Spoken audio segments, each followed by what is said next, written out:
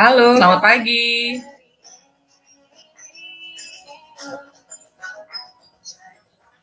Pagi.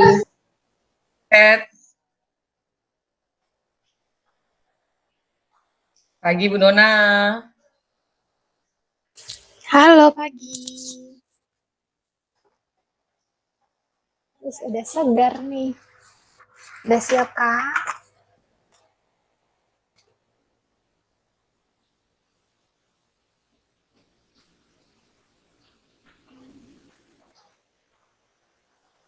Pagi Vita.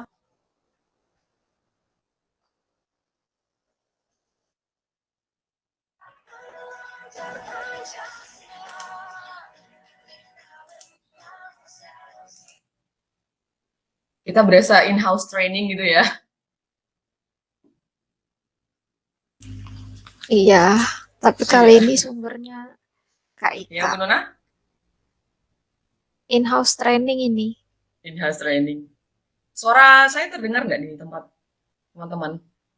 Jelas. Kedengeran. Iya, karena berada di kamar, terus takutnya terlalu bergaung. Oke,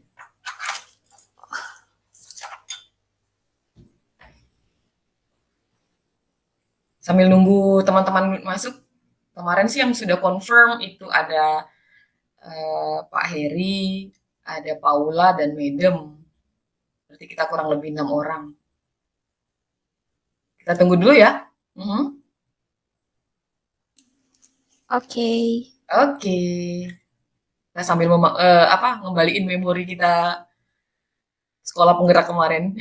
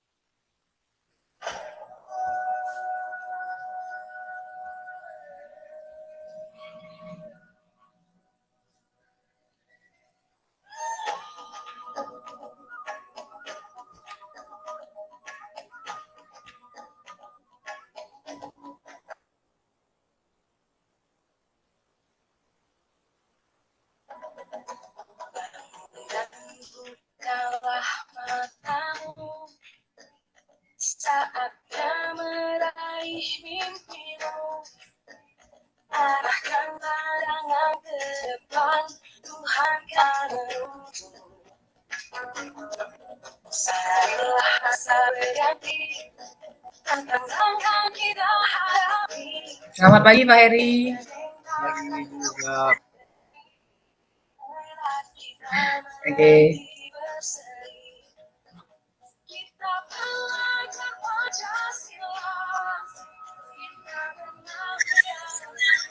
Kita mulai 3 menit lagi ya. 10.35. Nggak apa-apa kita mulai dengan jumlah yang ada saja. Nah, inilah kebaikan yang dibagikan untuk 6 orang ya. Nambah berapa ya? 7, 6.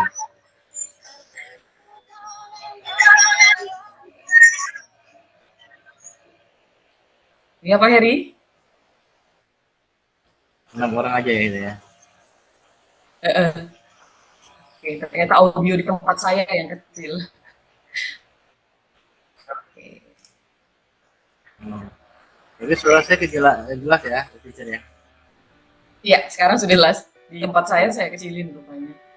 Karena kemarin dulu nggak bisa dipakai waktu webinar nih. Kemarin baru saya kirim. Ini harus Iya.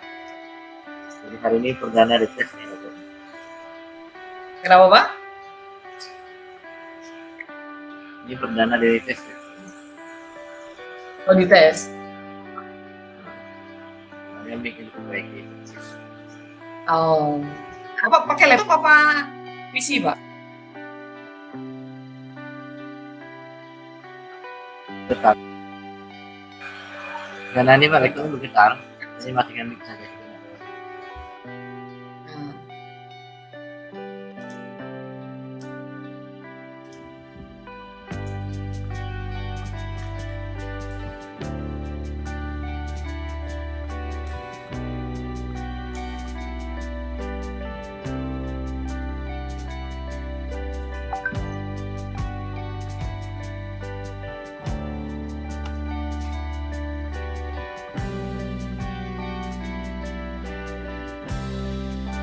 Pak Agus tadi japri saya katanya dia berhalangan hadir karena ada webinar juga katanya dari jam 10 sampai jam 12. Selamat pagi Bu Paula. Selamat pagi, teacher. Oke, terima kasih untuk teman-teman yang hadir. Saya minta maaf karena pada saat teman-teman masuk ternyata pertemuan kita sudah saya record karena memang before dan afternya harus ada ter-record. Baik, kita mulai saja pertemuan kita karena kalau dari jumlahnya sudah memenuhi minimal kehadiran yaitu 5 undangan atau 5 rekan-rekan sejawat. Oke, nah di pagi hari ini ada tamu istimewa saya nih. Tidak di tempat kita ada, kalau teman-teman lihat ada namanya Bu Bania. Nah, beliau adalah salah satu tim pemantau. Jadi ada rekan CGP dari Bu Raya juga, Bu Bania. Kebetulan beliau TK. Selamat pagi Bu Bania.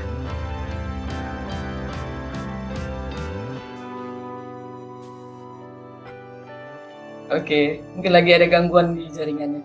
Bapak Ibu, terima kasih sudah hadir, menyempatkan waktu akhir pekannya, meluangkan waktu untuk sama-sama masuk kita berdiskusi dalam kelas berbagi di pagi hari ini. Jadi, hi Madam, good morning. Madam masih ngintip itu. Oke, jadi hari ini bersama saya, teman-teman akan mendengarkan dan kita juga akan berdiskusi dalam bentuk teori atau topik kita tentang budaya positif serta pemahaman penerapannya yang aman dan nyaman atau biasa dikenal dengan well-being gitu ya di dalam proses pembelajaran kelas yang sudah saya terangkan. Bapak Ibu, berikut saya akan tampilkan presentasi saya pagi hari ini.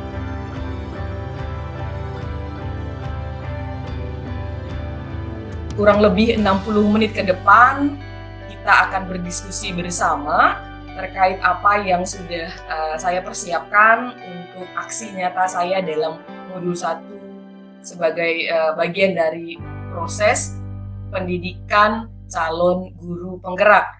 Jadi Bapak Ibu, sekedar informasi umum saja bahwa kami berproses dalam waktu 9 bulan. Nah, dalam 9 bulan ini, beberapa teman-teman kalau nanti dilihat di layar mungkin ada beberapa teman-teman pemantau, teman-teman CGP dari sekolah lain, guru-guru dari Kubu Raya, kami terlibat dalam komunitas praktek juga. Artinya kami membuat kumpulan atau komunitas pembelajar, di mana kami juga saling berbagi penerapan profil pelajar Pancasila. Nah, salah satunya kemarin, ini intermezzo saja, di tahun baru kemarin, bahwa rekan-rekan kami mempraktekkan kebinekaan. Jadi teman-teman dari CGP Kubu Raya bersilaturahmi ke rumah kami. Kebetulan kami merayakan Natal, jadi teman-teman yang kalau dari kumpulan kita ya Bu Bania ya, hampir semua datang. Kelompok kami itu hadir untuk bersilaturahmi di rumah saya. Nah, itu informasi sedikit. Apakah Bu Bania bisa terhubung dengan saya? Hai Bu? Oke, jelas suaranya. Iya, Bu Bania mungkin bisa buka kameranya jadi bisa teman-teman kenalan.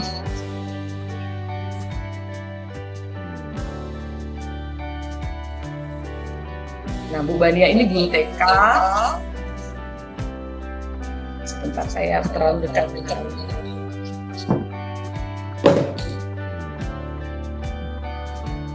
Nah, selamat pagi semuanya. Selamat pagi, Bu. CGP, sesama CGP. Oh, kebetulan satu kelompok. Dan kebetulan saya dari jenjang TK. Temannya ibundanya Bu Vero. Iya. Terima kasih Bu Vero udah diizinkan bergabung. Siap Ibu. Oke, Bapak Ibu, mari kita mulai salah satu proses sosialisasi atau bentuk sederhana dari webinar saya yang akan saya sajikan bersama Bapak Ibu sebagai bukti atau aksi nyata budaya positif yang saya terapkan di SMP Kristen Immanuel 2 Sungai Raya. Untuk proses hari ini, kita memulai dengan tujuan pembelajaran kita dulu. Jadi hari ini bersama saya dalam kelas berbagi, sebenarnya apa sih tujuan kita? Jadi saya sebagai calon guru penggerak menyampaikan pembelajaran dari penerapan konsep inti dari modul budaya positif serta pemahaman pembelajaran yang aman dan nyaman sesuai filosofi Ki Hajar Dewantara. Jadi nanti ada koneksinya antara budaya positif dan pemahaman kita terhadap pembelajaran yang aman dan nyaman. Filosofi Ki Hajar Dewantara untuk teman-teman komite pembelajaran kemarin sudah kita diskusikan pada saat in-house training di program sekolah penggerak. Jadi hari ini saya sedikit banyak akan flashback untuk apa yang sudah kita pahami intisari dari filosofi Ki Hajar Dewantara. Lalu bagian kedua nanti akan membagikan pengalaman budaya positif yang saya praktikkan dalam pembelajaran bahasa Inggris. Jadi satu mungkin lebih banyak ke teorinya, tapi ke bagian kedua adalah berbagi pengalaman penerapan yang saya lakukan sebagai calon guru penggerak. Nah, bagian terakhir nanti kita boleh ajukan tanya jawab sesi diskusi. Jadi Bapak Ibu boleh bersiap dengan alat tulisnya mungkin atau beberapa catatan mungkin hal-hal yang kita pahami sebelumnya lalu dibandingkan atau dikomparekan dengan pembahasan yang saya lakukan di pagi hari ini. Nah, untuk yang pertama, kita masuk pada pemaparan saya tentang konsep budaya positif dalam proses pembelajaran. Beberapa hari belakangan ini kan kalau kita mendengar kata positif, seringkali kita hindari ya Bapak Ibu ya. Kalau bisa jangan sampai positif terpapar COVID gitu. Tapi kali ini budaya positif dalam hal yang benar-benar harafiah gitu ya, hal-hal baik yang kita bisa lakukan dalam proses pembelajaran. Nah, kita melakukan yang pertama-tama untuk menghasilkan perubahan budaya positif. Kita lihat dulu perubahan paradigma belajar. Nah, di awal ini saya mengundang Bapak Ibu yang di rumah, terutama teman-teman dari Immanuel, rekan-rekan sejawatku, saya mengundang untuk membuka kameranya karena kita akan melakukan aktivitas berikut.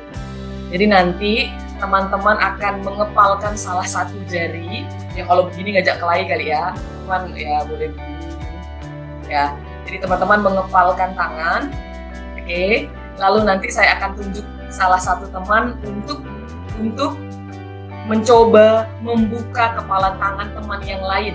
Boleh dibujuk, boleh dihardik, boleh digoda, bahkan bisa ditawarkan dalam bentuk uang. Jadi teman-teman di dalam kepalan itu kita membayangkan bahwa kita sedang memegang sesuatu yang sangat berharga. Oke. Apakah teman-teman sudah coba mempraktekkan di rumah? Ya. Oke, terima kasih Bu Paula. Oke. Bu Paula sedang mengepalkan tangan. Bu Paula akan dirayu oleh Ibu Nona. Coba kita mau dengar rayuan maut dari Bu Nona, bagaimana caranya Bu Paula membuka kepalan tangannya. Silakan Bu Nona. Halo Bu Paula. Halo Bu Nona. Bu Paula hari ini wajahnya terlihat cerah ya. Oke. Bu Paula akan lebih terlihat cantik lagi kalau Ibu Paula buka kepalan tangannya. Ayo Bu, pelan-pelan kita buka kepalan tangannya. Aduh, kalau dirayu dengan yang kata cantiknya agak susah nolak.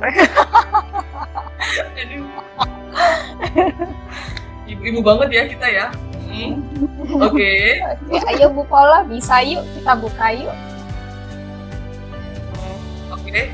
Saya ngintip dulu Bu Paula, kalau dari layar saya kepalanya boleh agak diangkat gitu ya. Apakah berhasil dibuka atau belum? Oh, sudah berhasil dibuka. Oke. Jadi Bu Nona berhasil merayu Bu Paula untuk membuka kepalanya. Tapi sekarang, Madam. Hai Madam. Hai. Nah, sekarang Madam buka kepalanya. Madam kepal tangan Madam, di dalamnya itu ada cek harganya 1 miliar. Nah, Madam kepalkan tangan Madam, kemudian nanti Ibu Herlita yang coba merayu. Halo, Madam. Halo, Madam, udah mandi tadi? Baru mandi, bukan ngintip tadi. Sudah cuci tangan? Sudah dong. Artinya tangannya wangi lah ya? Jelas dong. Boleh cium, Madam, tangannya? Ada bau 1 miliar ya Madam ya? Kayak gini ya kepalanya ya? Oh. Ayo. Oke. Terus, Madam rambutnya cantik deh, Madam.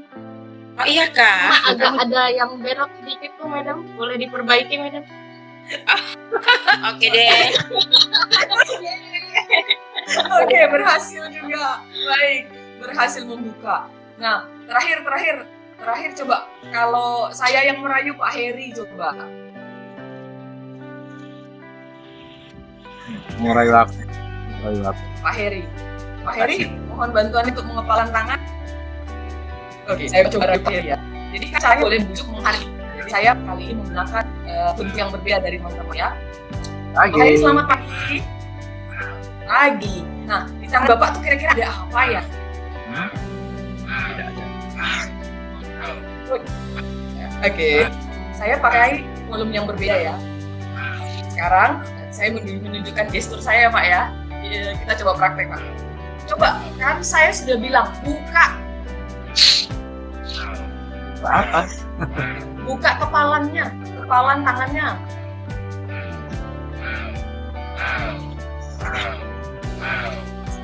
Tangannya dibuka atau enggak Pak? Oke, berhasil dibuka ya. Berhasil atau tidak? Oh, langsung terbuka. Oke. Jadi tadi kalau teman-teman, jadi teman-teman yang dipraktikkan sebelumnya kan membuka dengan cara merayu gitu ya. Nah, kalau saya coba sebenarnya dengan cara sedikit menghardik gitu kan, saya agak tensi. Saya bilang buka gitu, ada sedikit ancaman gitu ya. Nah, Bapak ini bisa merasakan perbedaannya dengan rayuan, dengan sedikit ada tekanan gitu ya. Nah, kita lihat berikutnya ada pertanyaan atau umpan balik dari permainan kita tadi. Yang pertama, tiga teman rekan tadi membuka ya. Nah, jadi membuka kepalan tangan nih.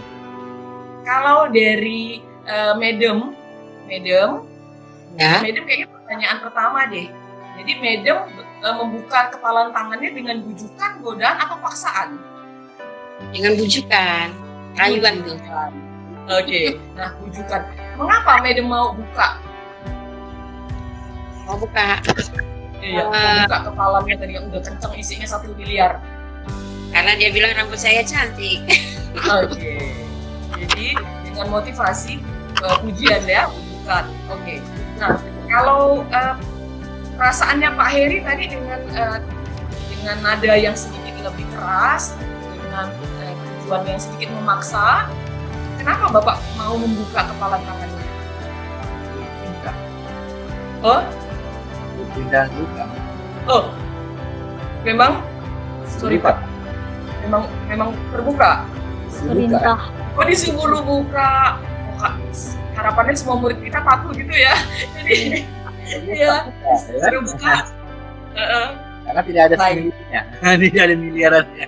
Oke.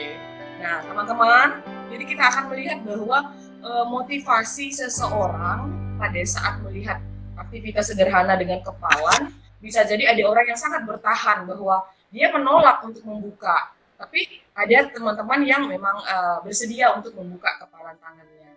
Oke. Nah, apa yang kita pahami sebenarnya dari disiplin? Kalau Bapak Ibu sebagian sudah dengar sharing saya bahwa saya saya adalah anak pensiunan tentara yang lahir dan besar di asrama tentara, pasti udah pikirnya anak kolong sangat disiplin. Sebenarnya apa sih yang kita lihat dari disiplin? Nah, disiplin di sini yang kita secara konteksnya adalah konteks sekolah, kita diharapkan membangun budaya yang positif. Seperti apa ya budaya positifnya? Budaya positif itu lingkungan yang positif, pasti tidak menjadi pengaruh buruk, yang aman dan nyaman, agar murid-murid kita nih mampu berpikir, bertindak, dan mencipta dengan merdeka, mandiri, dan bertanggung jawab. Jadi anak-anak berhasil mengembangkan atau menjadi pribadi seperti yang Ki Hajar Dewantara sampaikan bahwa mereka memiliki kemerdekaan belajar, ya. Nah, itu kaitannya. Oke, saya melihat ada bunyi. Oke, nah kita lihat dari bentuk disiplin di sekolah. Ternyata menurut teori dari Diana Goshen itu kan ternyata sebagai strategi yang perlu ditinjau ulang. Disiplin itu baik, tetapi strateginya yang sepertinya kita ulang. Kita tinjau ulang. Bapak Ibu, saya sebagai kelahiran 90, saya sebenarnya masih merasa bahwa pada saat zaman saya sekolah, gitu kan, Bapak Ibu guru saya masih ada yang menggunakan jeweran, masih menggunakan rotan. Bahkan karena konteksnya saya pribadi adalah tipikal yang sangat aktif.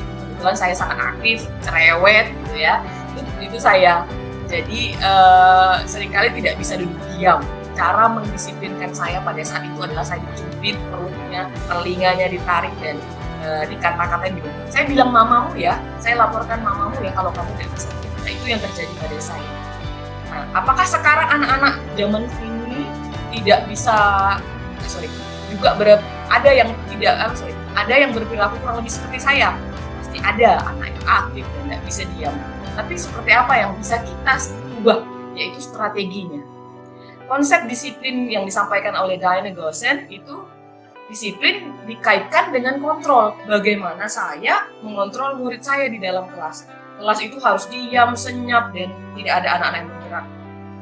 Ini sambil kita sharing bahwa di awal-awal kemarin, ini minggu kedua kita belajar, di awal kemarin masih ditemukan anak-anak yang tangannya masih lipat banget dan diem.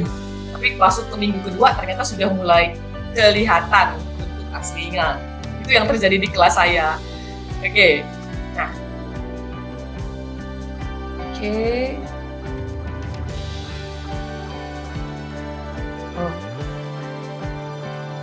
Sebentar, Pak Ibu sebentar ya. Saya harus memberikan approve.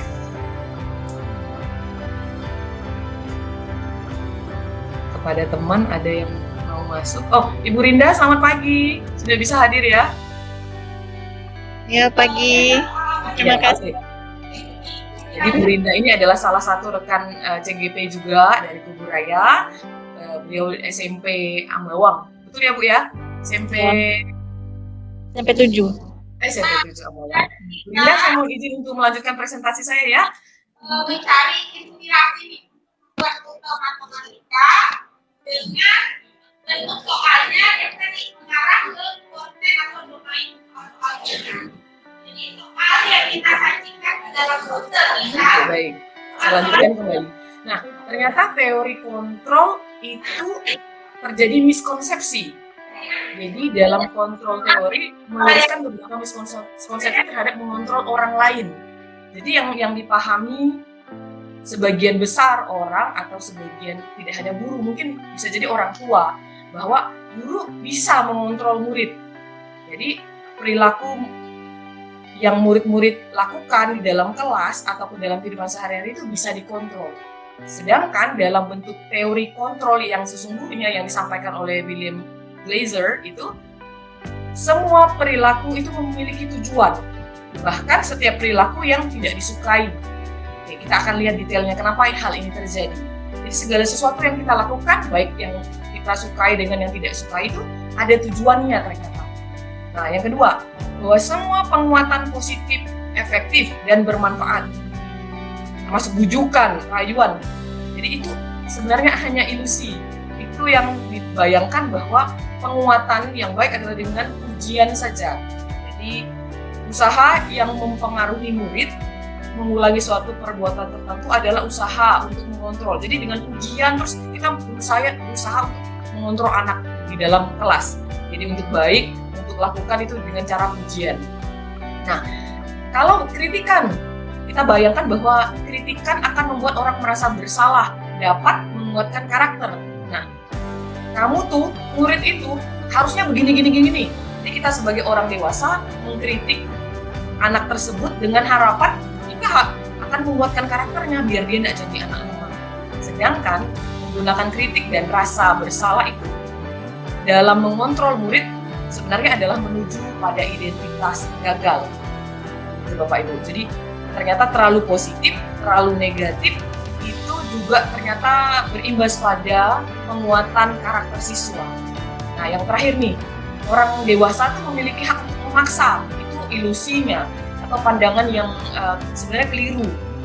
Banyak orang dewasa percaya bahwa memiliki tanggung jawab untuk membuat murid-muridnya atau murid-murid atau orang yang lebih muda berbuat hal-hal tertentu. Jadi kita punya hak untuk memaksa. Jadi dari teori kontrol di sini adalah menunjukkan bahwa terjadi miskonsepsi. Jadi sekarang kok seperti apa cara kita melakukan strateginya? Jadi kita akan membandingkan. Menurut Stephen R. Covey di dalam bukunya Principle Centered Leadership tahun 1991. Oke, ini udah cukup lama nih, setahun setelah saya lahir.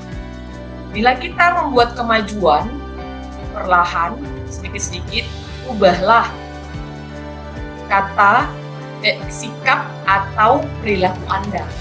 Namun, bila kita ingin memperbaiki cara-cara utama kita, maka perlu mengubah kerangka acuan. Sekali lagi, kerangka acuan, pola pikirnya yang berubah. Ya. Ubahlah bagaimana cara Anda melihat dunia, bagaimana Anda berpikir tentang manusia. Ubahlah paradigma Anda, skema pemahaman, dan penjelasan aspek-aspek tertentu tentang realitas. Ya. Menarik sekali Bapak Ibu bahwa bagaimana cara kita melakukan teori kontrol yang tepat kepada anak-anak, itu selama ini saya pribadi, tahun ini merupakan tahun ke-10 saya menjadi seorang guru. Ternyata saya kembali diingatkan, yang saya ubah bukan murid-murid saya, tetapi cara saya berpikir, cara saya melihat mereka. Bagaimana saya cara melihat dunia murid-murid saya itu secara luas. Nah, kita mau bandingkan dulu. Stimulus respon, berarti semua kebutuhan manusia itu sama. Ini yang sering terjadi nih. Ya udah, semua murid ya harusnya belajar, itu kebutuhannya sama. Semua orang melihat yang sama. Iya, anak baik di kelas harus diem. Kebanyakan orang akan melihat hal tersebut. Kita coba mengubah orang agar berpandangan sama dengan saya. Ya kalau untuk jago bahasa Inggris di kelas dia harus cas-cis-cus misalnya. Itu cara pandang kalau melihat anak yang expert atau yang sudah menguasai bahasa Inggris. Tapi kalau kita dibandingkan, apa yang terjadi sebenarnya dalam teori kontrol tentang dunia? Bagaimana cara saya melihat dunia siswa-siswi saya? Yang benar adalah realitas kebutuhan saya dan murid saya berbeda. Zamannya saya dan zamannya mereka berbeda. Satu murid dan murid lain berbeda. Itu dulu. Setiap orang memiliki gambaran berbeda. Anak yang dari kelompok sosial yang cukup, yang sosialnya atas, menengah ke atas akan sangat berbeda dengan siswa-siswi yang ekonominya sangat memprihatinkan. Otomatis gambaran cara mereka melihat pendidikan akan sangat berbeda. Kita berusaha memahami pandangan orang lain tentang dunia. Bisa jadi pandangan orang lain akan berbeda dengan apa yang kita pandang. Tapi kita tidak bisa menjudge, kita tidak bisa memaksa pandangan saya kepada orang lain. Nah, itu dulu yang kita bandingkan dari stimulus respon dan teori kontrol tentang dunia. Kemudian perilaku buruk tuh merupakan kesalahan. Kalau kesalahan harus ada hukuman, itu stimulus dan respon. Tapi kita harus lihat dulu sebagai controllingnya bahwa perilaku memiliki tujuan, baik tujuan yang disukai dan tujuan yang tak disukai. Orang lain bisa mengontrol saya. Oke, ini yang pandangan saya bawa. Artinya atasan bisa mengontrol bawahan. Yang benar secara pribadi, misalnya orang tua bisa mengontrol anaknya, mengontrol apa yang harus dilakukan. Cara melihat tentang dunia adalah kita yang sebenarnya mengontrol diri kita sendiri, gitu ya. Jadi apapun yang kita pilih, baik kita tadi karena kita memutuskan seperti contoh membuka kepala tangan, itu kita yang kontrol diri kita. Ternyata saya buka tangan kepalan tangan saya itu dengan tujuan bahwa karena saya mau buka gitu, karena saya tahu alasan kenapa saya buka. Oke, karena tadi dikontrol dan mengontrol. Nah, sama juga bahwa saya, karena tadi orang lain bisa kontrol saya, berarti saya bisa dong kontrol murid-murid saya bisa dong kontrol anak-anak saya. Ternyata tidak, Anda tidak bisa mengontrol orang lain. Pemaksaan ada pada saat rujukan gagal. Jadi rujukan gagal itu kita lakukan maksa tadi, karena saya mencoba untuk tidak merayu Pak Heri, tapi saya paksa Pak Heri. Saya bilang buka, nah itu dengan tekanan. Dalam teori kontrol, kolaborasi dan konsensus menciptakan pilihan-pilihan baru. Anak bisa memutuskan apa sih yang menjadi pilihannya, tapi dengan cara kolaborasi dan konsensus menciptakan pilihan, berpendapat apa yang menjadi pilihan mereka. Nah, jadi mode berpikirnya jadi kalau di stimulus respon karena dia mengontrol, menang dan kalah, saya harus lebih dominan dari Anda, misalnya seperti itu. Jadi stimulus dan respon akan berbanding terbalik dengan teori kontrol, yaitu kita berpikir menang dan menang, ya, baik pada saat siswa melakukan kesalahan dan kita bagaimana cara memandu mereka dalam beradaptasi menyesuaikan dengan kodrat zaman atau kodrat alam mereka. Nah, pada bagian kedua, tadi kalau kita sudah memperbaiki pola pandang kita atau kita melihat pola pandang sebenarnya yang terjadi saat ini, apakah kita bisa menjawab sendiri, apakah saya sudah melakukan controlling atas orang lain? Nah, kita lihat yang kedua, karena tadi kita mau mewujudkan budaya yang positif, apa yang kita perlukan yaitu disiplin yang positif dan motivasi. Menurut saya, disiplin adalah, kalau tadi saya ceritakan ke Bapak Ibu guru sebagai pengantar itu kan, bahwa dari kecil saya punya tipikal yang aktif. Jadi Bapak dulu seorang angkatan darat gitu ya, sudah terbiasa dengan pakaian dinas tentara. Jadi Bapak Ibu sudah tahu bahwa disiplin dalam pikiran saya adalah tertib sesuai aturan. Dari jam berapa lakukan aktivitas apa. Jadi disiplin menurut saya dulu adalah tidak membuat orang tua saya khawatir, itu zaman saya sekolah. Jadi kalau saya sudah keluar kamar karena saya mau cari ikan gitu ya, jadi pasti sudah tahu pulangnya akan dapat hadiah kopel. Kopel itu ikat pinggang tentara yang besar seperti ini, dan itu pasti mendarat dengan indah di betis kaki saya. Nah, itu pengalaman saya tentang cara saya melihat disiplin pada masa kecil. Nah, saya mau sedikit dengar pendapat teman-teman. Mungkin ada yang berbagi tentang apa sih disiplin menurut teman-teman. Dari pengalaman Bapak Ibu sekalian.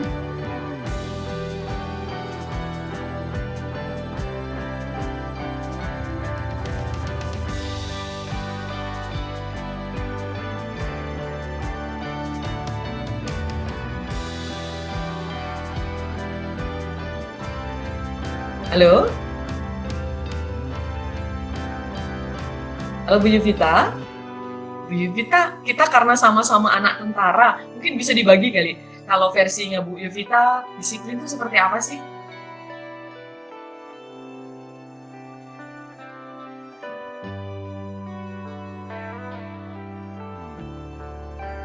Halo, Halo. Bu Yuvita, berkenankah berbagi pandangan terhadap apa sih yang Ibu pikirkan terhadap disiplin? Kalau menurut saya disiplin itu adalah sebuah aturan yang harus ditaati. Gitu. Contohnya misalnya pagi-pagi dia harus bangun. Misalnya aturan yang buat kita menjadi itu menurut saya. Terima kasih Bu Yuvita. Jadi kalau Bu Yuvita menghubungkan disiplin adalah aturan, sesuai dengan aturan. Kalau saya kan tadi mengikuti keteraturan, ya kurang lebih. Jadi itu yang Ibu sampaikan. Terima kasih Bu Yuvita. Kalau dari Ibu Paula mungkin. Ya, terima kasih teacher. Maaf ya agak bising. Kalau menurut saya disiplin juga kurang lebih taat ya dengan aturan. Taat dan aturan. Aturan-aturan yang sudah berlaku. Seperti itu teacher. Oke, jadi masih sama kita berpatok pada taat pada peraturan. Terima kasih untuk rekan-rekan yang sudah berpendapat. Nah, sebenarnya makna kata disiplin ya memang sering dihubungkan dengan hukuman, kayak saya sharingkan tadi ya. Padahal sebenarnya berbeda, karena belajar tentang disiplin positif itu tidak harus dengan memberi hukuman. Justru salah satu alternatif terakhir. Nah, alternatif terakhir berarti sebenarnya bisa dilakukan hukuman-hukuman yang mendidik, tetapi kalau perlu tidak digunakan sama sekali. Nah, ini juga pandangan yang terus-menerus saya coba lakukan. Artinya kenapa memberi hukuman itu sebaiknya sebagai pilihan terakhir. Nah, kita belajar dari Bapak Pendidikan kita, Ki Hajar Dewantara, yang menyatakan bahwa di mana ada kemerdekaan, disitulah harus ada disiplin yang kuat. Sungguh pun disiplin itu bersifat self-disiplin, yaitu kita sendiri mewajibkan kita dengan sekeras-kerasnya, tetapi itu sama saja. Sebab jikalau kita tidak cakap melakukan self-disiplin, wajiblah penguasa lain mendisiplinkan kita. Dan peraturan demikian itulah harus ada di dalam suasana yang merdeka. Yang disampaikan Ki Hajar Dewantara, pemikiran, konsepsi, keteladanan, sikap merdeka dari bukunya di tahun 2013 ya. Nah, di sini kita melihat bahwa dari konsep yang disampaikan Ki Hajar Dewantara, disiplin yang dimaksud adalah disiplin diri. Jadi kita memiliki motivasi internal. Jika kita tidak memiliki motivasi internal, maka memerlukan pihak lain yang mendisiplinkan kita atau motivasi eksternal. Karena berasal dari luar, bukan dari kita sendiri. Tetap ada bantuan dari luar sebagai faktor eksternal. Tetapi kita lihat definisi merdeka yang tadi, merdeka menentukan disiplin diri, artinya tidak terlepas dari perintah, artinya aturan atau keteraturan, tetapi cakap buat memerintah diri sendiri. Kembali lagi bahwa self-disiplin itu ya harus dari motivasi internal. Jadi untuk seorang murid atau pengikut, seseorang harus paham betul alasan mengapa mereka mengikuti suatu aliran dan ajaran tertentu. Kenapa aturan tertentu harus dilakukan. Sehingga motivasi yang terbangun adalah motivasi intrinsik, bukan ekstrinsi. Itu dari segi murid. Tapi sekarang sebagai kita pendidik, jadi peran kita adalah menciptakan anak-anak yang memiliki disiplin diri, sehingga mereka bisa berperilaku dan mengacu pada nilai-nilai kebijakan universal dan memiliki motivasi intrinsik, bukan ekstrinsik. Ditekankan di sini bahwa bagaimana mewujudkan motivasi intrinsik. Jadi mereka tahu apa yang dilakukan, mengapa motivasi itu terbangun. Mereka tahu alasan kenapa peraturan atau nilai baik itu harus dilakukan. Nah, kita dipengaruhi kan perilaku kita dipengaruhi oleh motivasi. Nah, menurut Brian Eagleson itu kan alasannya ada 3. Kalau kita lakukan ya berarti kita menghindari ketidaknyamanan atau hukuman. Seperti sharing saya tadi ya, kalau saya tertib, pulang sekolah, tidur, belajar, saya menghindari hukuman dari ayah saya. Alasan kedua, mendapatkan imbalan atau penghargaan dari orang lain. Ya, saya menjadi murid yang baik, murid yang berprestasi ya karena nanti harapannya nanti kalau naik kelas dapat juara ya dapat imbalan. Nah, itu bisa jadi motivasi seseorang. Yang ketiga, untuk menjadi orang yang diinginkan dan menghargai diri sendiri dengan nilai-nilai yang mereka percaya. Ini harapan kita semua bahwa terjadi pada murid-murid kita. Mereka tahu apa yang mereka lakukan, mereka bisa menghargai diri mereka sendiri. Itu yang menjadi goals kita. Nah, kita masuk pada tadi, kalau kita mengiring motivasi intrinsik kita di kelas, bahwa kita perlu tahu nih, kita ternyata memiliki yang namanya keyakinan kelas. Kita mau terapkan di dalam murid-murid kita dalam proses pembelajaran. Bapak Ibu mungkin keyakinan kelas, mungkin ada yang bertanya, apa yang dimaksud dengan keyakinan kelas? Kenapa Anda menyebutnya peraturan kelas saja? Apa yang menjadi perbedaan mereka? Menurut dosen tahun 1998, keyakinan akan lebih memotivasi seseorang dari dalam atau memotivasi secara intrinsik. Seseorang akan lebih tergerak dan semangat untuk menjalankan keyakinannya daripada hanya sekedar mengikuti serangkaian peraturan. Jadi kita membangun motivasi dari dalam siswa dimulai dari apa yang mereka yakini. Yang kita bisa lakukan untuk membentuk keyakinan kelas kita meminta mereka untuk mengajukan pendapat. Sebenarnya keyakinan kelas kita itu seperti apa sih? Nah, keyakinan kelas yang kita bentuk adalah bersifat abstrak daripada peraturan yang lebih rinci dan konkret. Keyakinan kelas itu berupa pertanyaan-pertanyaan universal. Mengapa kamu lakukan itu? Apa tujuan atau niat baiknya? Apa yang bisa kamu lakukan dengan niat baikmu? Pernyataan keyakinan kelas senantiasa dibuat dalam bentuk hal yang positif. Jadi mereka meyakini apa yang mereka pilih. Niat baik saya adalah menjadi siswa yang jujur.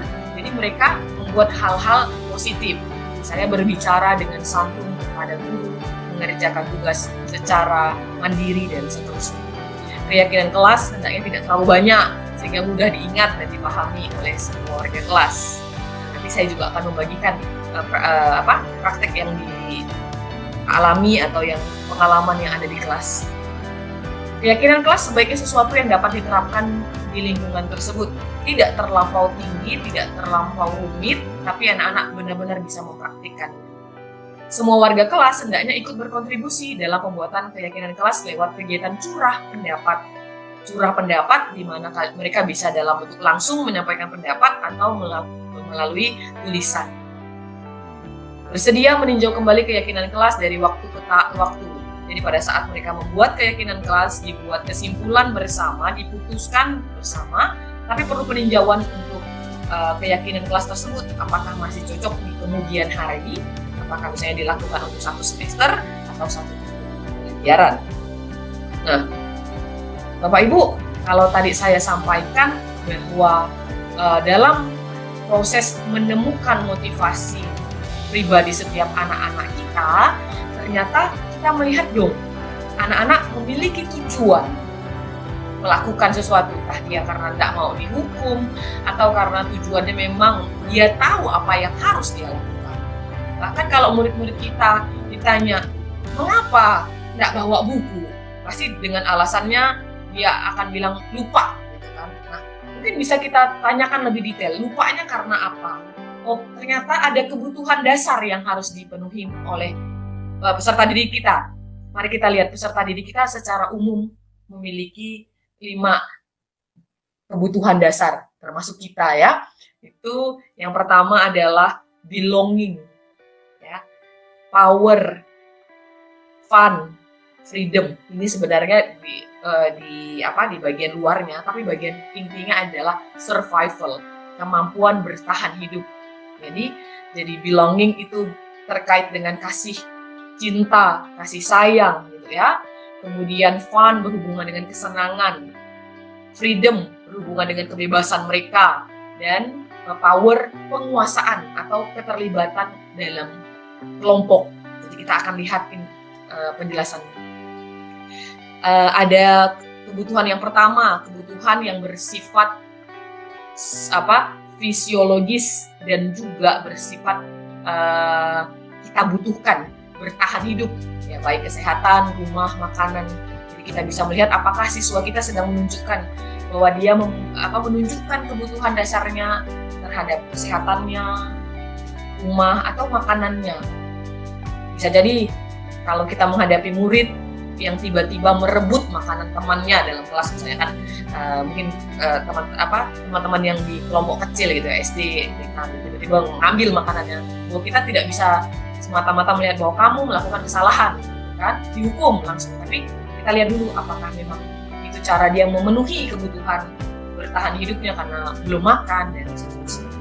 Ini yang paling sering saya jumpai, yaitu cinta dan kasih sayang, kebutuhan untuk diterima. Ini untuk level kita SMP itu paling sering kita temukan, yaitu kebutuhan psikologisnya.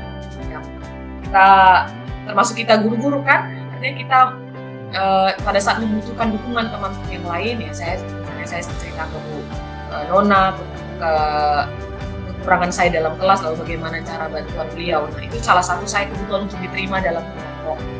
Itu juga anak-anak, bagaimana keterkaitan hubungan kasih sayang, merasa bagian dari kelas. Makanya kadang kalau pengalaman saya di kelas 7A itu kan yang paling nampak membutuhkan atau menunjukkan kebutuhan dasar kasih sayang itu kan saya berjumpa dengan Fernando Torres itu kan. Sebenarnya dia tidak terlalu bermasalah sebenarnya dengan pembelajarannya, tapi dia menunjukkan bahwa keinginan untuk dikasihi yang lebih besar daripada teman-temannya. Teman-temannya sudah bisa mengontrol. Berikutnya penguasaan, kebutuhan pengakuan atas kemampuan. Bahwa ini kita melihat bahwa keinginan kita, self ego kita, pada saat kita melakukan sesuatu, kita ingin dipuji orang lain. Bahwa kita ingin dilihat kompetensi kita seperti apa. Baik kita sudah mampu melakukan sesuatu, kita bisa didengarkan, dan harga diri kita. Nah ini mungkin kalau konteksnya anak-anak, ya kalau dia lakukan yang baik, ya dia maunya dipuji. Itu meliputi self esteem dan keinginan meninggalkan pengaruh. Jadi dia mau menguasai teman-temannya, itu bisa terjadi. Nah, kemudian kebebasan. Jadi mereka punya otonomi, kemandirian untuk melakukan sesuatu. Ya, saya tidak mau melakukan, saya tidak bisa, bukan karena saya tidak bisa menyanyi, tapi karena saya memang tidak mau bernyanyi. Misalnya bisa jadi terjadi. Nah, dia mau menunjukkan kebebasan dia. Ya, anak yang seperti saya tidak bisa diam. Tapi kalau di kelas yang disuruh diam, ya saya makin senang melihat dulu saya marah misalnya. Nah, dalam bentuk kesenangan, jadi kebutuhan untuk merasa senang. Kalau di kelas ngoceh aja, lalu kadang-kadang beberapa joke-joke siswa kita yang kelihatannya out of the box gitu, bahkan pada saat kita serius dia buat hal gitu, ternyata ada kebutuhannya yang harus kita lihat, yaitu kebutuhan untuk merasa senang. Nah, di sini peran kita sebenarnya untuk menciptakan pembelajaran yang menyenangkan. Nah, kita punya kesimpulan di sini, murid-murid mempunyai gambaran dunia berkualitas mereka. Dari tadi kan kita menyadari bahwa dalam teori kontrol mereka punya pandangan sendiri. Saya tidak bisa memaksakan pandangan saya pada murid saya, tapi kita bisa memasukkan hal-hal bermakna, nilai-nilai kebajikan yang hakiki ke dalam dunia berkualitas. Jadi bila guru dapat membangun interaksi yang membudaya dan memerdekakan siswa atau murid, maka murid meletakkan dirinya sebagai individu yang positif dalam dunia berkualitas. Karena mereka menghargai nilai-nilai kebajikan. Nilai kebajikan, nilai kebaikan apa yang mereka pikirkan, mereka tuangkan dalam kesepakatan kelas. Nah, itu disebut dengan keyakinan kelas. Kita sudah melihat bagian dari bagaimana posisi kontrol yang terjadi dalam proses pembelajaran. Kita berharap dengan pemikiran Ki Hajar Dewantara, filosofi pendidikan, bahwa mode atau model disiplin kita berpusat pada murid. Kita, kalau Bapak Ibu Komite Pembelajaran ya, pada saat sekolah penggerak disampaikan bahwa berhamba pada murid, berpusat pada murid. Jadi apapun yang kita lakukan, kita melihat pada pendekatan murid, kebutuhan murid kita. Kita akan melihat yang disebut dengan pendekatan restitusi, Bapak Ibu. Jadi restitusi itu yang disebut dengan 5 posisi kontrol. 5 posisi kontrol di sini merupakan hasil dari research yang dilakukan pada teori Dr. William Glasser. Jadi Goosen itu atau Diana Goosen tadi berkesimpulan ada 5 posisi kontrol yang diterapkan seorang guru, orang tua maupun atasan dalam melakukan kontrol. Jadi ini yang ada, yang sudah ada, ya. Kita berada di posisi mana, sama-sama kita berefleksi, ya. Jadi 5 posisi kontrol mulai dari menghukum, membuat orang merasa bersalah sebagai teman, monitor atau pemantau, dan yang posisi terakhir adalah sebagai manajer. Oke, Bapak Ibu, kita lihat. Ini yang terjadi pada diri saya bagikan tadi cerita. Pada zaman sekolah saya sering menemukan guru-guru yang memiliki posisi kontrol sebagai seorang penghukum.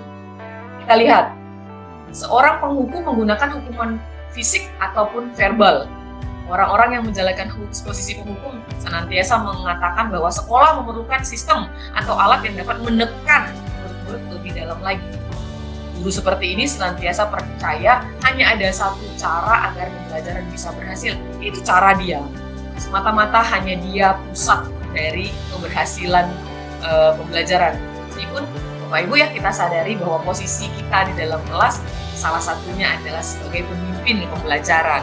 Nah, pemimpin pembelajaran di sini diharapkan mampu, kan tadi kita bilang memerdekakan cara belajar.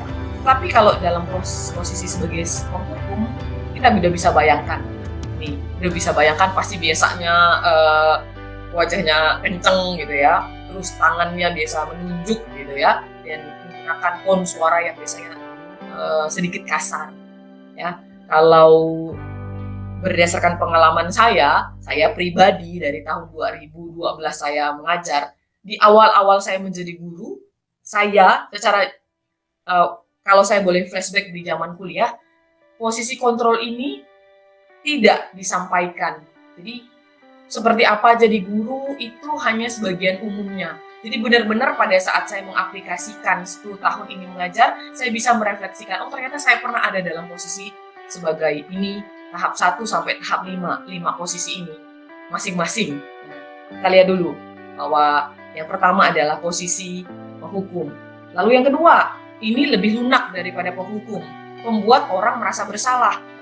Biasanya guru akan bersuara lebih lembut, tidak nyaring, tetapi membuat rasa bersalah menggunakan keheningan untuk membuat orang lain merasa tidak nyaman, bersalah, atau rendah diri. Suaranya tone-nya halus, tapi jelingan matanya, tone suaranya merendahkan, bukan rendah suaranya ya, tapi merendahkan siswa. Jadi udah jeling gitu kan matanya kan. Kecil sih, halus sih suaranya, tapi menekan, menusuk. Itu biasanya membuat orang lain terintimidasi. Di posisi ini murid akan menilai dirinya buruk tentang diri mereka. Murid merasa tidak berharga, telah mengecewakan orang-orang yang disayanginya. Yang paling sering kata-kata yang muncul adalah, kan ibu udah bilang, kamu udah ditolong sama ibu berkali-kali, udah diingatkan, kok masih buat kesalahan. Tone saya halus, tone saya pelan, tapi saya menyindir orang tersebut. Saya berusaha untuk membuat orang lain merasa bersalah. Nah, itu membuat rasa bersalah. Nah, ini posisi yang ketiga, sudah bergerak ke arah positif nih, karena tidak berusaha menyakiti murid, namun tetap berusaha mengontrol melalui persuasi, bujukan. Nah, kita memposisikan sebagai teman. Jadi bisa ternyata menjadi teman akrab, bestie-nya murid-murid kita itu bisa jadi negatif atau positif. Posisi di sini tuh berusaha hubungan baik antara guru dan murid, itu baik sebenarnya. Guru menggunakan hubungan baik dan humor untuk mempengaruhi seseorang. Tapi ada bagian negatifnya, yaitu kita tidak membantu murid. Pada saat kita tidak bantu murid, murid akan berpikir, saya pikir Bapak Ibu guru itu teman saya. Tapi, nah ada tapinya.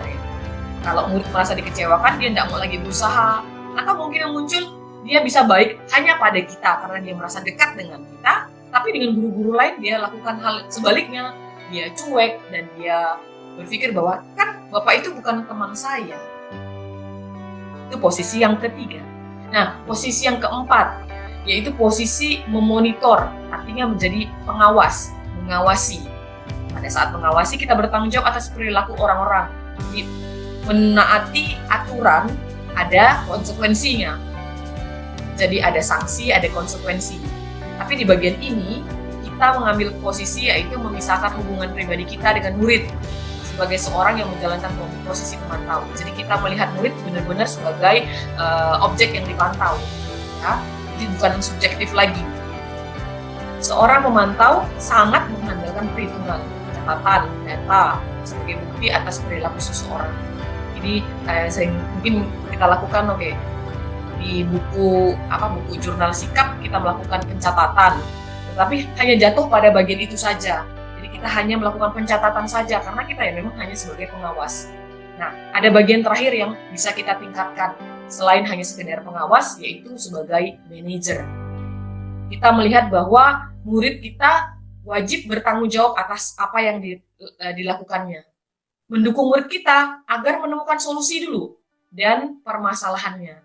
Jadi kita tidak hanya mencatat, mengecek dia sudah langgar aturan atau tidak, tetapi memiliki keterampilan sebagai teman ataupun pemantau.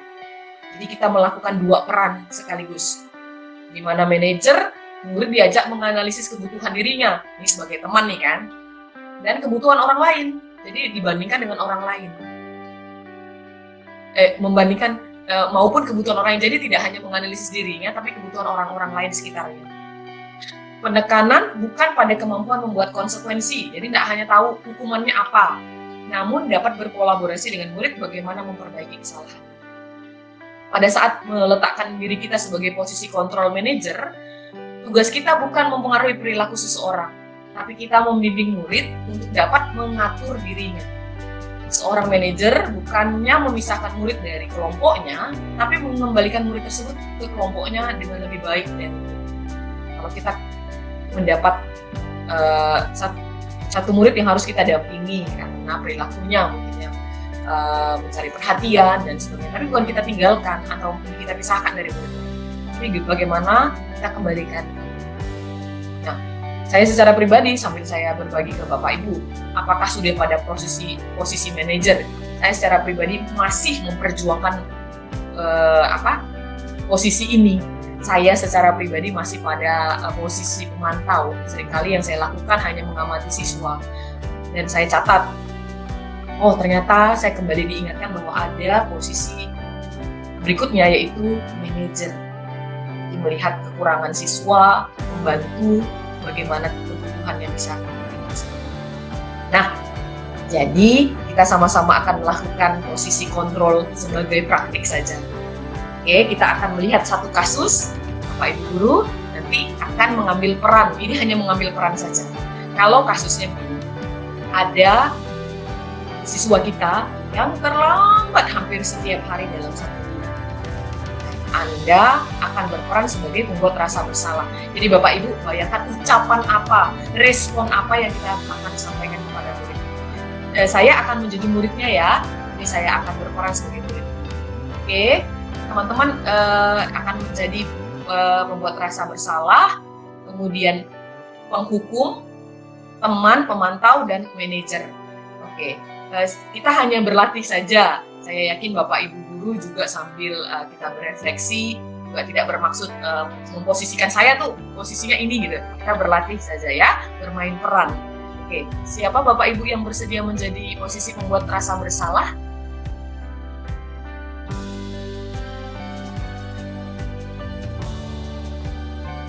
Siapa saja, kita ini hanya sebagai perannya, nanti saya jadi muridnya gitu.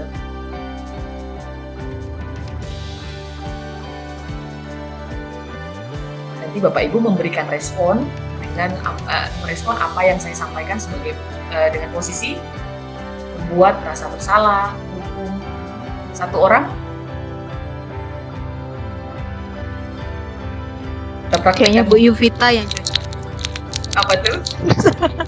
Kayaknya Bu Yuvita lah yang cocok. Bagian apa dulu? Kita kan ada membuat orang rasa bersalah. Oke deh. Bu Yuvita bersedia ya Bu? Nanti berperan sebagai membuat rasa bersalah. Oke, Bu Paula di bagian apa? Karena kayaknya dapatnya satu-satu. Kita acting aja nggak apa-apa, kita bermain peran. Ya. Oh, Bu, teacher Ika, maaf ya. Ya, HP-nya itu sambil dimain sama anak. oh oke. Jadi,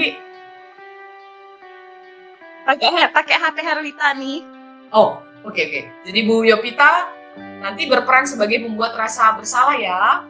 Lalu kayaknya karena sekalian pakai satu handphone, Bu Herlita, kita latihan seolah-olah Ibu adalah posisi kontrolnya penghukum ya Bu ya. Oke. Lalu mungkin ton suaranya aja yang beda. Saya yakin kok teman-teman guru yang hebat, guru luar biasa. Jadi ini hanya sebagai latihan praktik kita. Nah, Madam jadi teman aja ya. Jadi posisi teman ya Madam. Oke. Siap. Nah, Siap. pemantaunya boleh Pak Heri. Siap. Siap. Nah, manajernya Ibu Nona. Siap, teacher. Jadi responnya boleh 1 kali atau 2 kali respon aja sesuai dengan nanti saya akan mengajukan bentuknya atau reaksinya nanti Bapak Ibu. Oke, kita mulai dari yang pertama. Kita mulai dari pembuat orang merasa bersalah dulu ya. Oke, tok tok tok.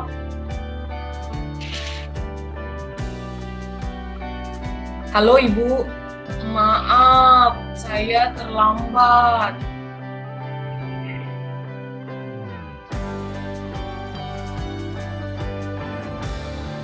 Halo Ibu, Ya, maaf saya terlambat. Kenapa masuk terlambat?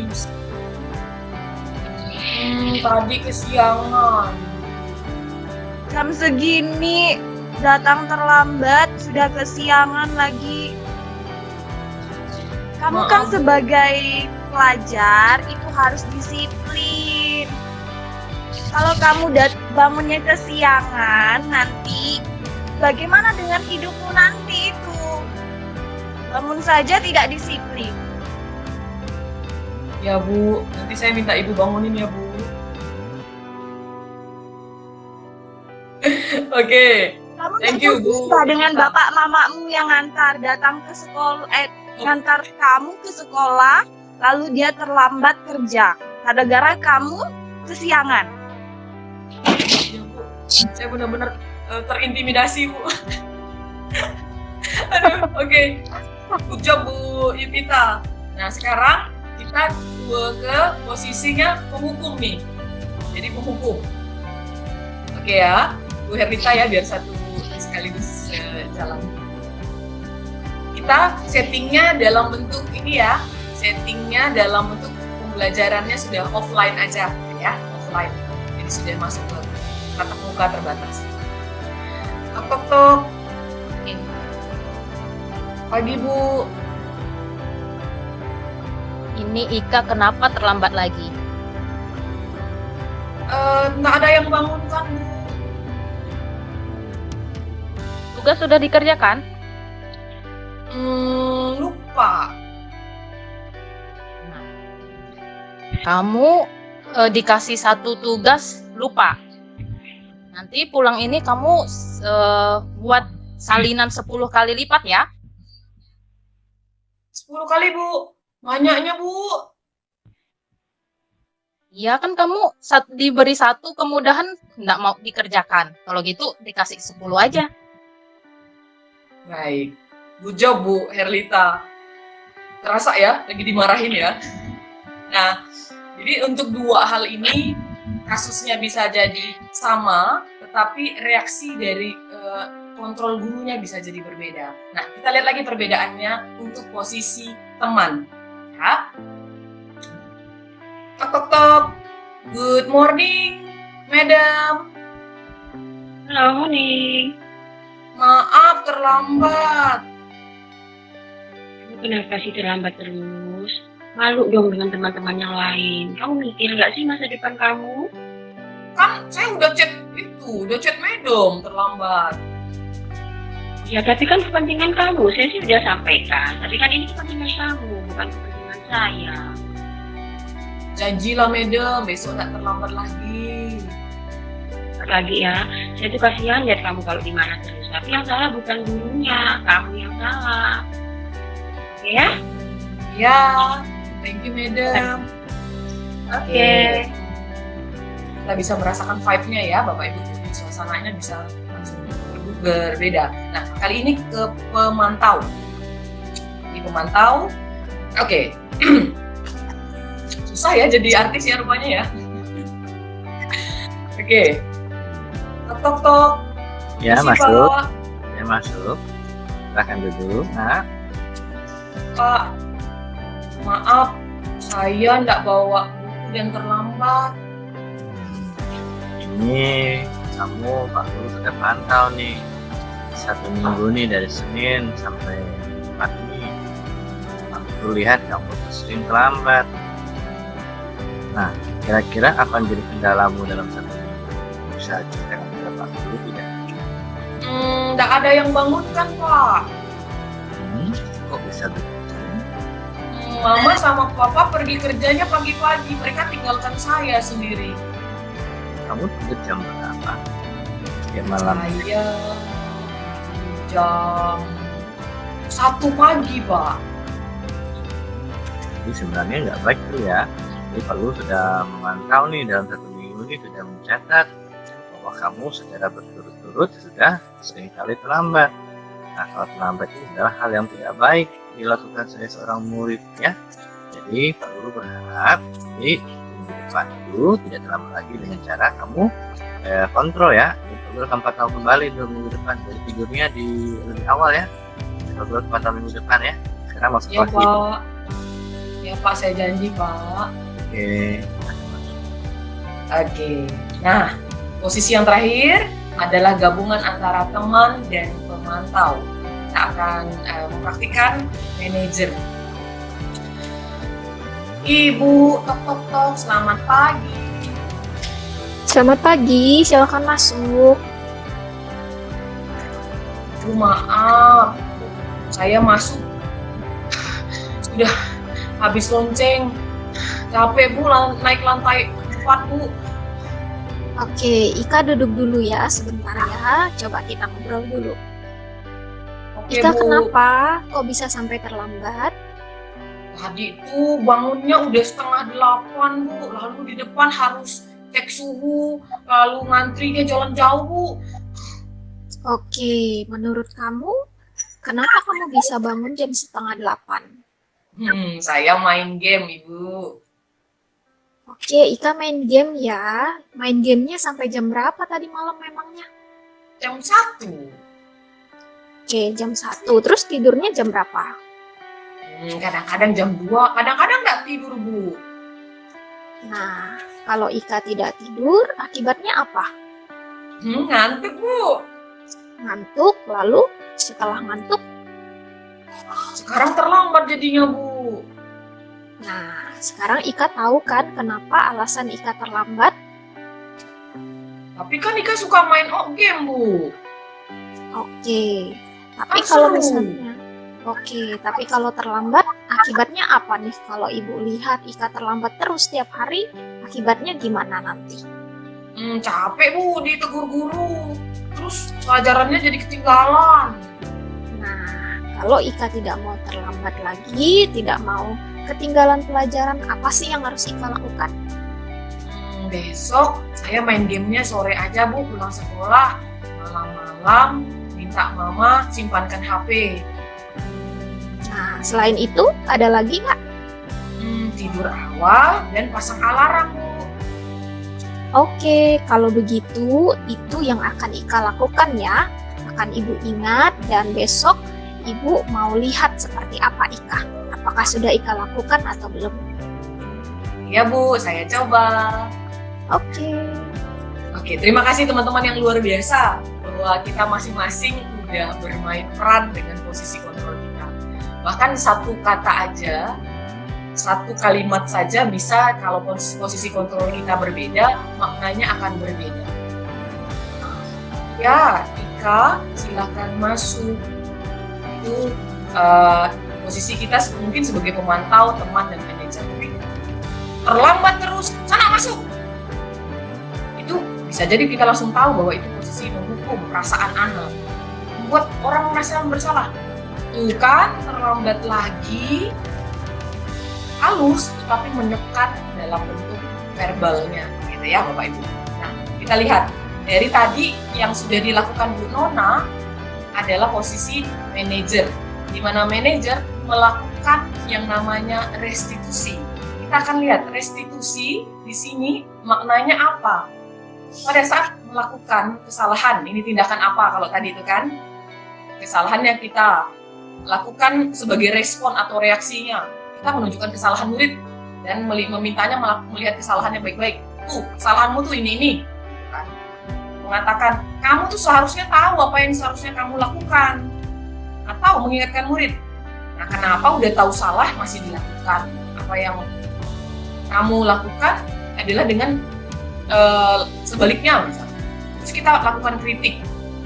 Kalau kita tunjukkan ini kepada murid-murid kita, maka kita akan membuat mereka menjadi anak yang gagal. Kemarin saya secara pribadi juga sebenarnya tergelitik dengan pernyataan ini. Terus kenapa murid-murid saya jadi gagal? Kenapa kegagalan mereka diletakkan pada guru misalnya kan? Ternyata saya memberikan pengalaman kepada murid saya bahwa mereka akan merasakan kesalahan itu suatu hal yang salah. Maksudnya kesalahan itu tanpa mereka usaha untuk memperbaikinya. Itu yang saya pikirkan, oh ternyata seperti ini. Kita memasukkan pandangan kepada murid ya kalau salah ya harus dikoreksi, dikritisi dan seterusnya. Atau bahkan didiamkan. Kita akan lihat, sebaiknya respon kita bila ada murid yang melakukan kesalahan.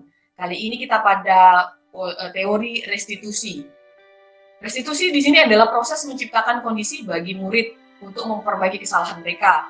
Ini fokus pada karakter yang kuat menurut Goosen di tahun 2004. Teori lain, Chelmsford-Goosen, di tahun 96, itu di sebelumnya teori dia sebelumnya, proses kolaborasi mengajarkan murid untuk mencari solusi masalah, membantu berpikir tentang apa yang mereka inginkan dan bagaimana mereka harus memperlakukan orang lain. Jadi mereka sederhananya akan diminta untuk berefleksi, menentukan solusi apa yang mereka lakukan. Kita lihat kesimpulannya. Jadi kita diharapkan membantu murid menjadi lebih memiliki tujuan, memiliki tujuan positif, disiplin positif, dan memulihkan dirinya secara lengkap setelah berbuat kesalahan. Jadi murid-murid pada saat melakukan kesalahan tidak hanya semata-mata kita kritisi. Jadi penekanannya bukan pada perilaku saja. Jadi perilaku menyenangkan orang lain. Oke, besok jangan terlambat lagi ya. Atau untuk menghindari ketidaknyamanan, biar nggak diomelin oleh teacher Ika, besok saya datang lebih awal aja. Jadi bukan dari motivasi dirinya, ya. Dan tujuannya menjadi orang yang menghargai nilai-nilai kebajikan yang mereka percayai tadi.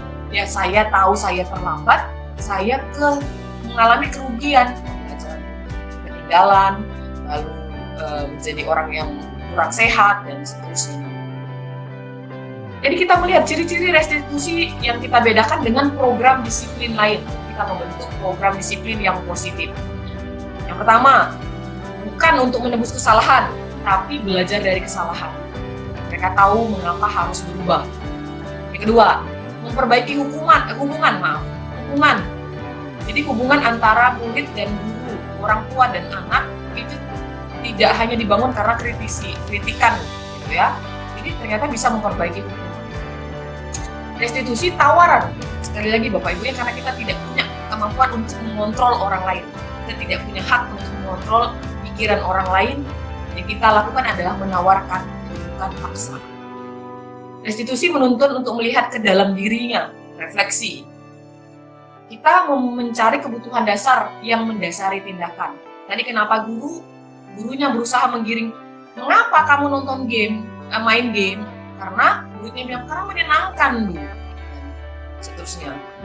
Restitusi adalah cara yang paling baik. Sejauh ini program disiplin yang disampaikan oleh Goosen itu kan membantu siswa memerdekakan dirinya. Berarti sepaham dengan Ki Hajar.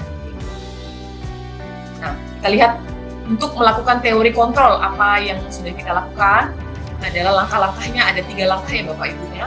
Jadi yang pertama menstabilkan identitas, kita sampaikan dulu hal yang terbaik yang bisa dia lakukan, yang bisa kita lakukan sebagai orang yang mendampinginya. Kemudian validasi tindakan yang salah. Jadi kita akan sampaikan pada murid semua perilaku yang mereka lakukan ada alasannya. Kenapa terlambat? Dia akan jawab karena kesiapan. Jadi kesiangan karena mencari hiburan, bermain game. Ya. Kemudian yang ketiga, menanyakan keyakinan, seek the belief. Jadi kita semua memiliki motivasi internal. Jadi bagaimana cara murid memandang dirinya, memandang motivasi dalam dirinya. Nah, ketiga strategi tersebut ditunjukkan dalam bentuk segitiga restitusi. Nah, dalam segitiga ini Bapak Ibu bisa mulai dari mana saja, boleh. Apakah mulai dari menanyakan keyakinan dulu, menstabilkan atau validasi tindakan yang salah. Jadi tidak ada aturan harus mana yang terlebih dahulu. Ketiga hal ini saling menopang, fokusnya pada penggalian motivasi siswa. Ya, jadi kita melihat kata-kata yang positif keluar, kamu ingin menjadi orang seperti apa. Jadi bukan kita yang melabelin, kamu nanti ke depannya gini-gini, kamu susah loh nanti. Jadi bukan kita yang menentukan apa yang mereka pandang atas dirinya. Ya, kamu bukan satu-satunya orang yang pernah melakukan kesalahan. Jadi kita melihat bahwa anak-anak mempelajari satu hal, bahkan kesalahan, orang lain juga pernah buat kesalahan. Tapi bagaimana mereka? Ini segitiga restitusi. Dan kita masuk pada bagian kedua, Bapak Ibu. Ini adalah pengalaman langsung saya di dalam kelas. Saya belum menerapkan semua terus terang, tapi yang saya terapkan adalah memperkenalkan anak-anak didik saya bahwa pandangan mereka terhadap aturan sekolah itu ternyata dimulai dari keyakinan atau kesepakatan kelasnya dulu. Jadi yang sudah saya lakukan, bagaimana saya memulai budaya positif dalam kelas bahasa Inggris saya, yaitu saya punya visi dulu. Saya mulai dari visi saya sebagai seorang guru penggerak. Apa sih yang saya mau lihat? Apa sih yang saya mau gerakkan atas diri saya? Yaitu saya menggerakkan murid-murid, rekan sejawat, dan bagaimana membantu mereka melakukan prakarsa perubahan. Sudah ada visi pandangan positif, kemudian saya akan melakukan strategi bagaimana pembelajaran saya kemarin pada saat PJJ menjadi lebih efektif dan seterusnya. Jadi mulai dulu dari diri saya mau suatu hal yang menurut saya setelah 10 tahun saya mengajar, saya membuat pola tentang visi saya. Jadi saya melihat murid saya adalah bagian masyarakat global, siswa yang diarahkan menjadi pribadi yang siap dengan komunikasi yang global, tetapi tidak meninggalkan nilai spiritualitas mereka sebagai seorang Kristiani. Nah, pada saat ditanya begini, ternyata setelah 10 tahun, hampir 10 tahun saya menjadi guru. Awal-awalnya hanya sebatas tanya, apa cita-citamu? Ya jadi guru. Tapi guru yang seperti apa? Ternyata sudah lewat begitu banyak waktu. Ya, oke. Lalu yang kedua, pada saat belajar online kemarin, saya memberikan ruang kepada siswa untuk menerapkan kesepakatan kelas. Ya, jadi ini sebagai contohnya kelas 7D, kami melakukan penugasan dan penugasannya siswa diminta menentukan sendiri pemilihan tema, kemudian durasi mengerjakan, bahkan batas waktu pengumpulannya mereka yang tentukan. Jadi pada saat itu menggunakan Microsoft Teams. Sekarang aplikasinya di dalam kelas saya baru-baru ini, atau kita mulai dalam semester genap ini, saya mulai dengan siswa mengajukan pendapat dalam bentuk secari kertas dan kami tempelkan di belakang kelas, di mading kelas, dan ini adalah sebagian besar dari kesepakatan anak-anak. Dan memang bahasanya sangat sederhana Bapak Ibu ya, mereka masih menerapkan aturan dulu. Jadi mereka menaati peraturan sekolah. Pada saat saya tanya, mengapa kamu menaati peraturan sekolah? Ya ikut aja teacher. Jadi saya coba kembalikan membuat skema bagaimana anak-anak mengubah kembali pola pikir mereka bahwa aturan ada karena saya meyakini hal yang baik itu dulu. Nah, penerapan restitusi ini bentuk praktik saya, Bapak Ibu, ke dalam program disiplin saya. Nah, ini saya buatkan pendampingan kepada siswa kita, namanya Nesya. Ya, jadi Bapak Ibu bisa lihat bahwa ini memang di setting di dalam sekolah pada saat PJJ kemarin. Jadi anak-anak datang, jadi siswa ini sebagai bentuk praktik saya. Jadi kan harus ada latihan nih sebagai bentuk pendampingan program disiplin, yaitu restitusi. Kalau nanti setelah ini saya akan putarkan videonya 3 menit durasinya. Saya mencoba menerapkan bagaimana sih melaksanakan pendampingan atau program disiplin restitusi. Saya akan tampilkan untuk kita semua.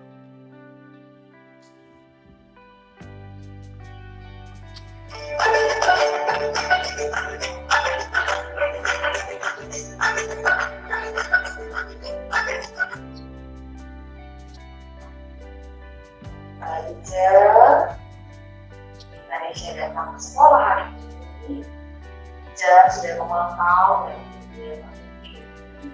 nantinya Indonesia mengalami kesulitan pelajaran. Nah, bisa dilakukan dengan baik mulai Indonesia tidak mengumpulkan kebebasan.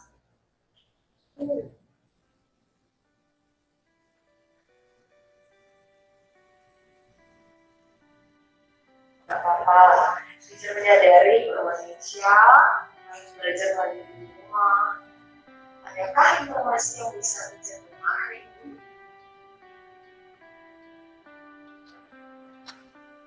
Ya, sudah. Oke, Indonesia masukannya begini. Picture di sini tidak untuk menyatakan bahwa apa yang Indonesia lakukan benar atau salah. Saya mau menawarkan dulu, apakah Indonesia bersedia untuk melakukan restitusi? Oke, bisa menyadari juga bahwa berbagai atau teknologi banyak variasi pasti begitu. Tapi karena kita sebagai kesehatan dalam proses PPS, kalau banyak waktu yang dipakai si waktunya dalam bermain game, saya bisa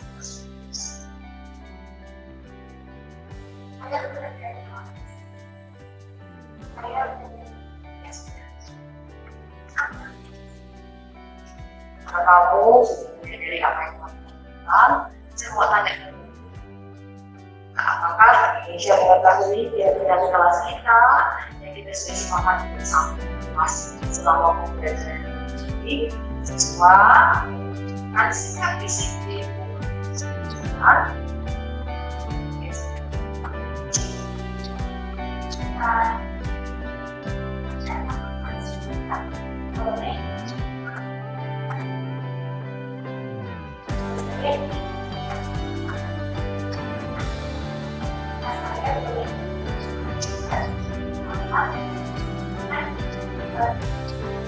baik, itu hal yang baik sekali. Maka Indonesia bersedia maka kita mengerjakan tugas sejak lama. Kalau kita belajar, tentu saja bisa bersedia. Terima kasih niat baiknya. Ya.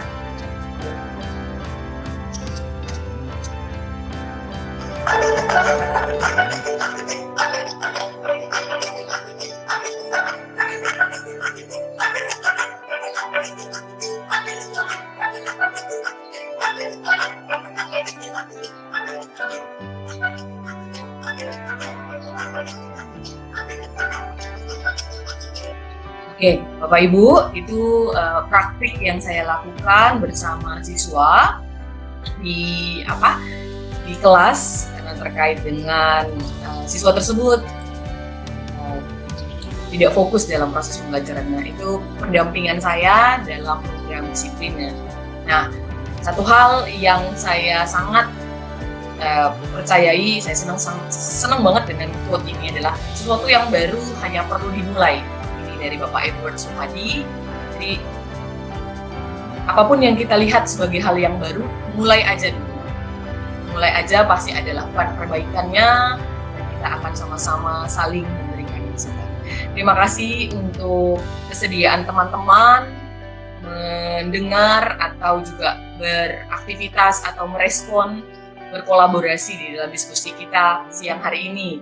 Nah, saya akan memberikan kesempatan ketika Bapak Ibu mengajukan pertanyaan, pendapat atau komentar yang terkait dengan proses saya melakukan penerapan budaya positif di kelas bahasa Inggris. Dengan rendah hati saya mendengar.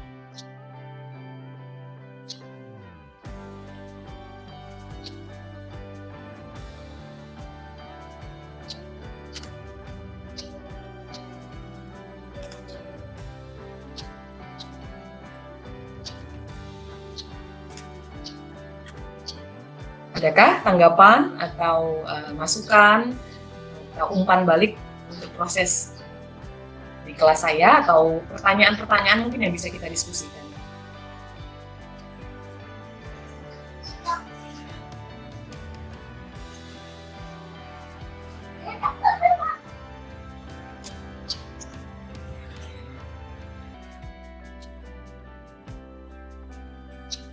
Oke.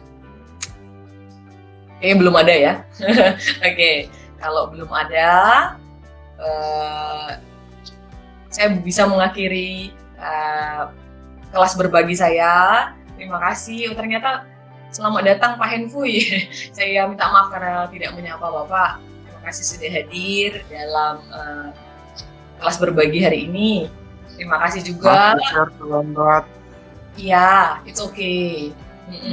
Lagi ada ini ya, aktivitas bersama anak-anak ya. Iya. Iya. Dimaklumi Pak, weekend. Oke. Ada kebingungan mungkin dari teman-teman atau tanggapan yang tidak sesuai dengan pikiran kita? Karena kalau saya pribadi pada saat saya mempelajari teori ini, saya mohon permisi sebentar. Oke. Saya sangat dipengaruhi oleh dua buku ini, Bapak Ibu.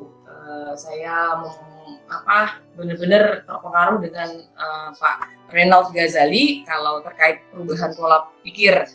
Jadi di tahun 2015 itu saya pikir saya mengalami stagnasi. Bahkan tahun 2020 pada saat saya menjawab pertanyaan esai dari persiapan untuk guru penggerak ini, calon guru penggerak ini, saya ditanyakan bahwa keresahan apa sih yang saya hadapi. Saya merasa stagnasi. Saya merasa bahwa beberapa tahun saya menjadi guru kok kayaknya gitu-gitu aja. Nah, ternyata saya menjawab pertanyaan saya sendiri bahwa pola pikir saya, pandangan saya terhadap murid saya yang berubah, yang harus berubah. Jadi perubahan zaman pasti terjadi, peserta didik kita pasti berubah-ubah setiap tahunnya, tapi bagaimana cara kita seorang guru mempunyai pandangan yang luas, memiliki pandangan yang terus juga berinovasi. Begitu teman-teman terkasih, sepertinya nanti ada pertanyaan yang didiskusikan, boleh ditanyakan kepada saya pada saat kita ketemu, ya, boleh kita ngobrol. Nah, kalau dari proses hari ini, saya sangat mengapresiasi teman-teman sekalian untuk waktu, untuk kesempatan yang boleh saya bagikan kepada kita semua. Terima kasih untuk dukungannya kepada program pendidikan kami. Jadi kehadiran teman-teman hari ini sangat mendukung kami. Nah, sebelum kita mengakhiri kelas, saya mengundang teman-teman untuk membuka kameranya sebentar. Kita record sebentar.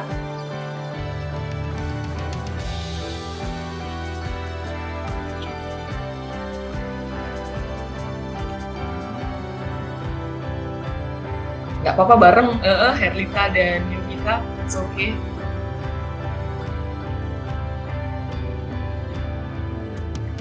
Keadaan kita lagi di rumah ya, jadi memang prosesnya lagi liburan di akhir pekan. Oke, saya ambil gambar sebentar ya. Iya. 1, 2, 3. 1, 2, 3. Oke, terima kasih teman-teman semua buat kehadirannya. Semoga Tuhan yang membalas, memberkati niat-niat baik kita semua ya. Sampai ketemu di hari Senin. God bless you. Oke, thank you ya Pak, Ibu. Sama-sama, teacher.